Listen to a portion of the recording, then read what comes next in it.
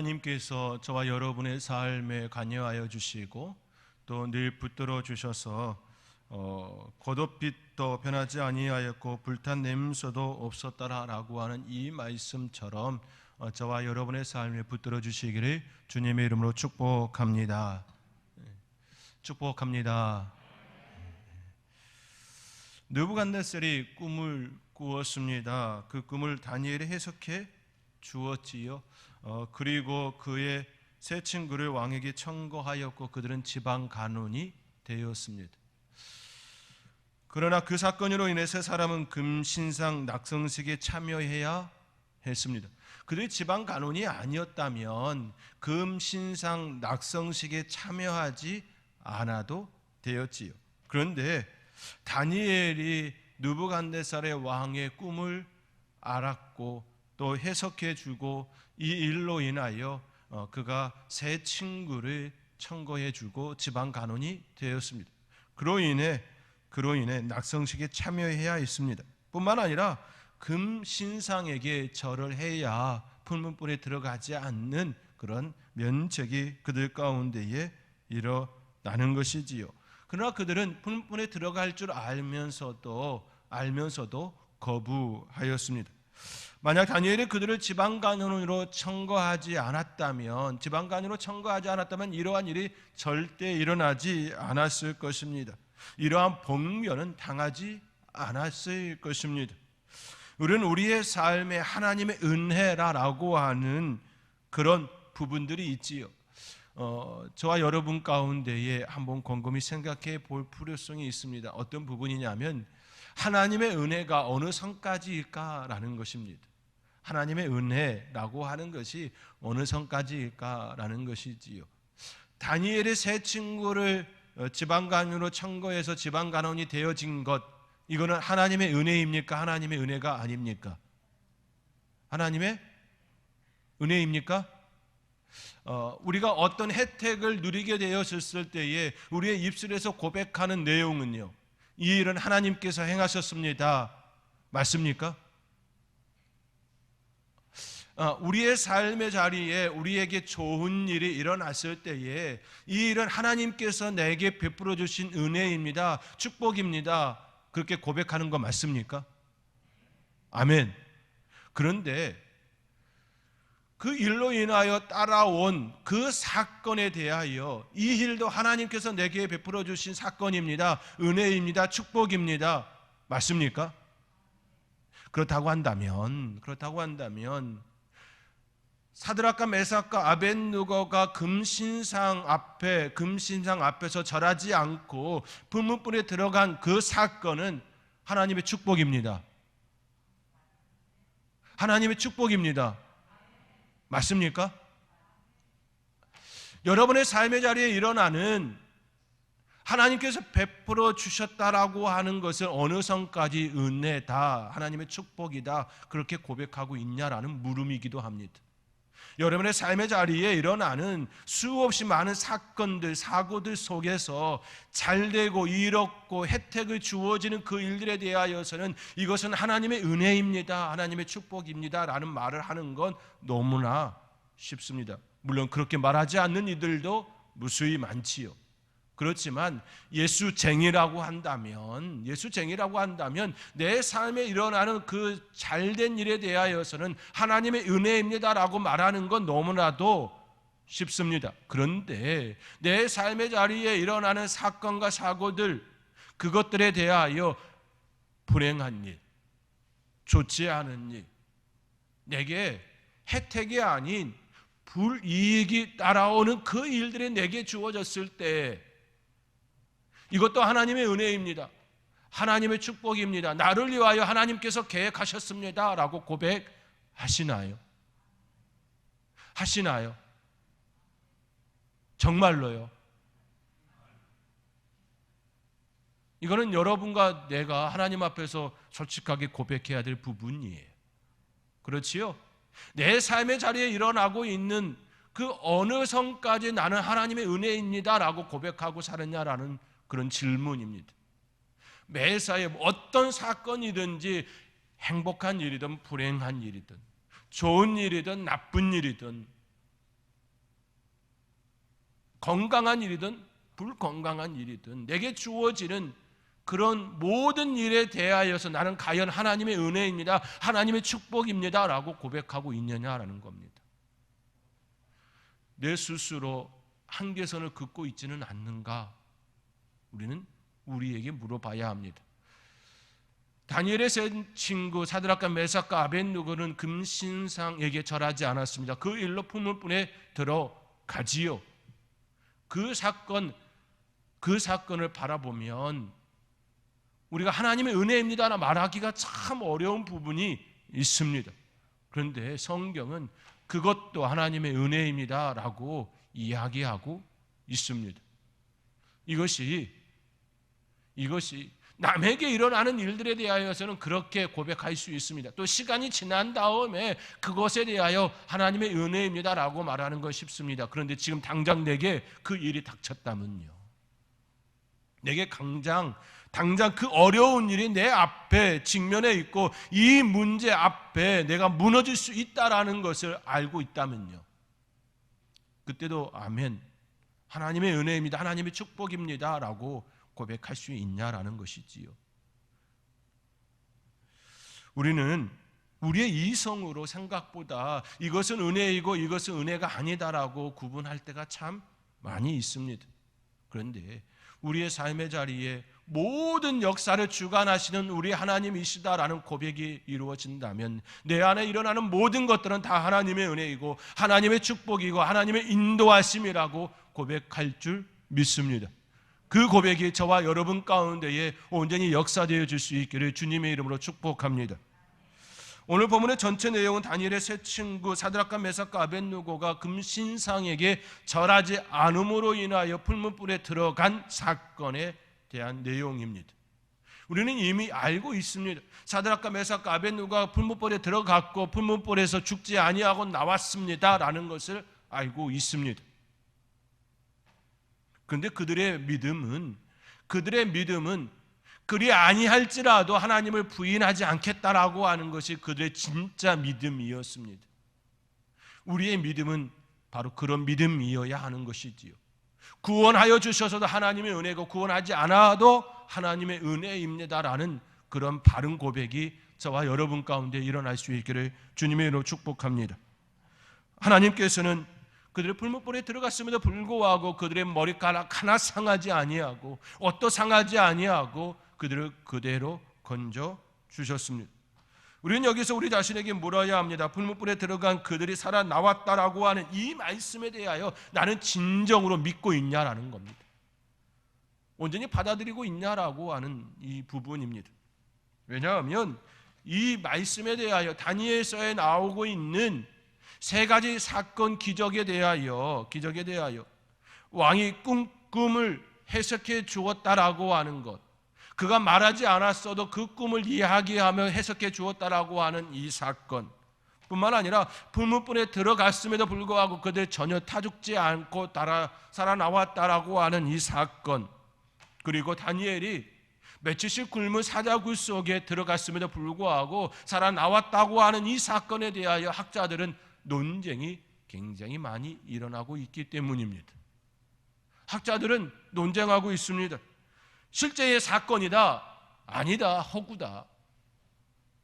하나님께서 이스라엘 백성들에게 확실한 증거를 보여주기 위하여 베풀어 주신 하나님의 실제의 사건이다 라는 것이 하나의 부분이라면 아니다, 허구다.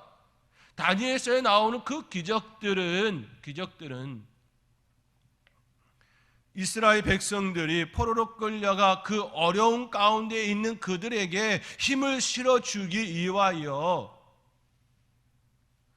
마치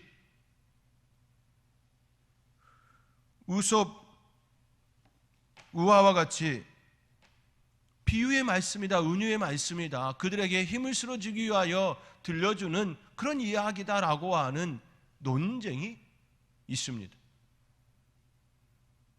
없는 이야기를 하는 것이 아니라 학자들이 또 그렇게 접근하고 있다라는 것이지요. 학자들 생각은 그렇고 여기서 제가 여러분들에게 물어야 할 것이 생겼습니다. 여러분들은 이 사건들에 대하여 어떻게 생각하고 어떻게 받아들이고 있습니까? 다니엘서에 나오고 있는 기이한 사건 이 세 가지, 첫째 왕이 꿈을 알아맞추는 것, 둘째 품품에 들어갔어도 살아나온 것, 셋째 다니엘의 사자 굴 속에 들어가서도 죽지 않고 살아나온 것, 이 사건들 여러분들은 어떻게 생각하고 계십니까? 이 모든 사건들은 다 하나님께서 이스라엘 백성들에게 보여주신 실제 사건입니다 라고 그렇게 고백하고 계십니까? 아멘이십니까? 여러분들이 생각할 때에 이 세 가지의 사건, 이 세 가지 사건 중에서 가장 어렵다라고 생각하는 것은 어떤 것입니까? 세 개의 사건 중에 그래도 우리 이 땅 가운데의 세상의 나라에서, 인간의 나라에서 그래도 이거는 있음직한 일이야 라고 생각할 수 있는 사건은 어떤 사건일까요? 근데 이 사건은 도저히 인간의 세계에서는 일어날 수 없는 사건이다 라고 말하는 것은 어떤 것이 있을까요? 한번 생각해 보시겠습니까?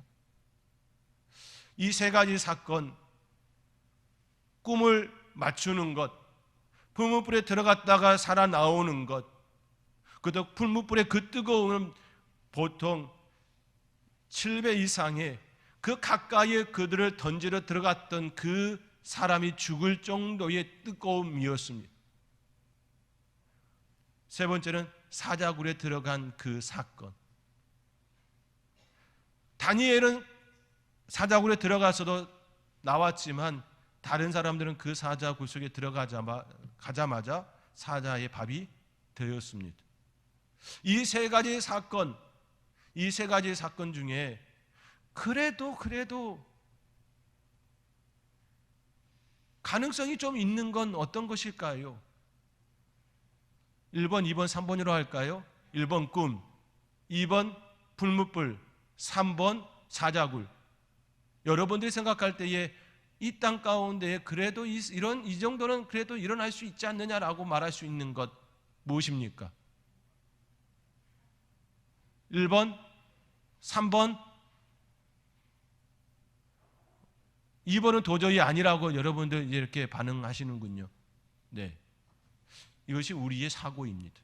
실은 이것이 우리의 사고예요. 우리의 사고 속에는 1번, 2번, 3번 중에 그래도 1번이나 3번은 그래도 이 땅 가운데 일어날 수 있는 일, 그렇지 사자도 우리의 그렇죠. 사파리나 이런 데 보면 사자가 어떤 일인지 인간을 잡아먹지 않고 다른 것을 잡아먹지 않고 그렇게 멍뚱하게 쳐다보는 그런 장면들이 볼 수 있으니까 일어날 수 있다라고 그렇게 생각해 볼 수 있습니다. 또 꿈도 맞출 수 있지, 꿈쟁이들이 많이 있으니까 이런 일이 일어날 수 있을 거라고 그렇게 생각합니다. 그런데 풀무불에 들어간 그 사건은 도저히 일어날 수 없는 사건이다, 우리는 이처럼 생각하지요. 실은 제가 여러분에게 질문해서 여러분들이 그래도 1번이야 3번이라고 말하였을 거라고 생각하지만 실은 우리의 이성적으로 본문을 바라볼 때에 그래도 이거는 가능성이 있는 거야, 이건 도저히 일어날 수 없는 일이 일어난 거야, 이렇게 접근할 때가 있지요. 실은 이것이 우리의 실제의 삶의 모습이라는 것입니다. 우리는 어떤 사건들이 일어났을 때에 믿음으로 반응하기에 앞서 우리의 이성적으로 접근하는 것이 먼저일 때가 참 많습니다. 우리의 합리적 사고를 통하여서 이 일은 옳고 그름에 대하여 구분하고 그것에 반응하는 것이 우리 인간의 보편적인 모습이지요. 그런데 이 세 가지 모두 다 실은 어려운 일들입니다. 다 세 가지 다 우리 인간에는 이래도 그래도 세 가지 중에서 경중을 따지면 풀무불에 들어갔다 나오는 것이 가장 어려운 일이라고 그렇게 접근하고 있지만 이 세 가지 사건 다 실제 일어날 수 없는 그런 일들인 것이지요. 그러나 우리는 어느 것이 더 쉽다라고 그렇게 접근하고 생각하고 판단하는 이 모습이 우리의 실상이라는 것입니다. 다시 말해 이성, 합리적 사고가 우리의 삶의 중심에 매우 자리하고 있다라는 그런 측면입니다. 물론 그렇게 사는 것이 잘못된 것이라고 여러분들에게 지금 말하고 있는 것이 아닙니다. 왜냐하면 우리의 삶의 자리는 이성이 합리적 사고가 삶의 중심이 된 그 사회 가운데 살아가고 있기 때문입니다. 그렇다고 그것이 모든 것들의 모든 세계의 삶의 기준이다, 삶의 기준이다 그렇게 말하는 것이 아닙니다. 이성으로 판단할 수 없는 세계가 존재하고 있기 때문에 이성으로 판단할 수 없는 그 세계까지 우리의 이성으로 그렇게 접근하고 있다면 이것은 잘못된 삶이다라는 것을 여러분들에게 말씀드리는 것입니다. 그것이 어떤 세계입니까? 바로 하나님의 세계입니다. 세계를 구분할 때에 이렇게 세 개로 나라를 구분해 볼 수 있습니다. 나라를 구분할 때에 누구의 통치자이냐에 따라서 세 개의 나라로 구분해 볼 수 있습니다. 하나는 사탄의 나라입니다. 사탄이 지배하는 사탄의 나라이지요. 두 번째는 인간이 지배하는 인간의 나라, 우리가 일반적으로 살아내는 이런 세계입니다. 세 번째는 하나님께서 다스리는 하나님의 나라이지요. 이 세계에 지배하는 룰은 다르지요. 사탄의 나라는 살인과 공포, 힘, 무력이 중심입니다. 힘이면 된다, 물질이면 된다, 그런 세계인 것이죠. 이기는 자가 잘한 것이다라고 하는 그런 측면입니다. 세상의 나라, 인간의 나라는 법과 양심이 지배하는 나라이지요. 그렇게 우리의 사고는 늘 인간의 나라, 세상의 이러한 법과 양심, 이성이 중심된 그 사고로 살아내려 하는 것이지요. 그런데 하나님의 나라는 믿음과 사랑의 나라입니다. 그렇기에 우리가 어디에 머물고 있느냐, 어디를 바라보고 있느냐에 따라서 우리의 삶은 너무나 다른 차원의 삶을 살아내게 되는 것이지요. 하나님의 나라, 하나님의 사람으로 살아가고 있으면서도 여전히 우리가 이 세상을 바라보는 그 눈이 여전히 인간의 나라, 세상의 나라, 법과 양심의 그 기준으로만 여전히 살아내려 한다면 하나님의 사람으로서 하나님께서 맡겨주신 그 일들을 감당할 수 없는 존재가 될 뿐입니다. 사드락과 메삭과 아벳느고는 인간의 나라에 머물면서도 하나님 나라의 사람으로서의 믿음의 고백이 일어난 것이지요. 우리 하나님께서는 우리에게 요구하는 삶이 바로 이 삶입니다. 우리 인간의 세계에 살아내면서도 하나님의 나라의 하나님의 사람으로서 믿음으로 행할 수 있는 그 일들에 대하여 당당하게 감당하며 살아가라고 우리에게 말씀하고 있습니다. 사랑하는 성도 여러분, 여러분의 나라는 어떤 나라입니까? 진정 하나님의 나라, 하나님의 사람으로 믿음으로 여러분에게 맡겨주신 그 일들을 감당하고 계십니까? 여러분에게 주어진 그 수없이 많은 그 일들에 대하여 믿음으로 고백하고 믿음으로 행하고 믿음으로 반응하고 계십니까? 하나님 나라, 하나님의 일꾼이면서도 여전히 내게 주어진 그 일들에 대하여 인간의 나라 그 법대로, 그 양심대로, 그 이성이 중심이 되어 판단하고 있지는 않습니까? 만약 그렇다면 우리의 삶은 늘 버거움이 될 것입니다. 왜냐하면 하나님께서는 우리의 삶의 자리를 통하여 믿음의 고백이 되어지기를 원하고 믿음을 통하여 하나님께서 펼쳐주실 그 놀라운 세계를 경험하기를 원하시기 때문입니다. 때로는 어려움도 주고 때로는 시험도 주고 때로는 고통도 주는 그 과정을 통하여 믿음의 고백으로 점프하기를 원하기 때문입니다. 저와 여러분의 삶의 자리에 하나님께서 우리에게 특별한 은혜를 허락하여 주시기 위하여 주시는 그 시험대에서 합리적 사고로만 접근하는 것이 아니라 믿음의 고백으로, 믿음의 반응을 통하여 하나님의 주시고자 하는 많은 것들을 누리며 살아갈 수 있는 복된 성도님들이 될 수 있기를 주님의 이름으로 축복합니다.